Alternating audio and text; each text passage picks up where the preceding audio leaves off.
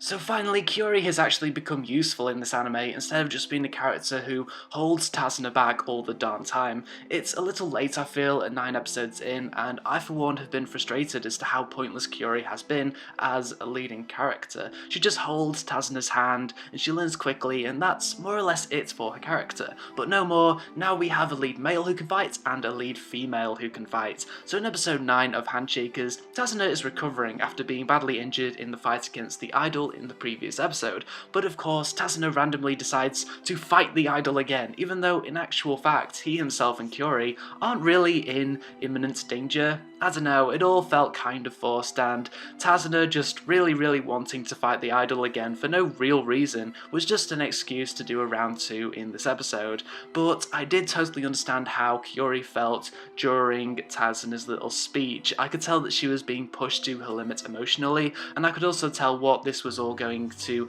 lead up to later on in this episode. So of course round 2, the fight between Tazuna / Kyori and the idol / her manager begins, and Takeru gets beaten badly again, but he still tries really hard to stand up to the idol, and finally Kyori says her first words, and oh my goodness, it was actually really well done, that scene. I got genuine goosebumps when Tazuna turned around to see Kyori actually talking, and then Kyori transformed into a super badass, but really she just changed clothes Sailor Moon style, and then Tazuna and Kyori kicks the idol's ass. The idol feels sad, and the manager comforts her, which seemed like a pretty natural resolution for those two characters. This episode then ends with Kyori thanking Tazuna for helping her, and yeah, judging by what Kyori has said so far in this episode alone, she's pretty two-dimensional. I was kind of expecting her to be shy or hesitant, or at least show something specific to do with her personality, not be really normal as she was in this episode, as now I'm wishing she would be silent for the rest of the series. That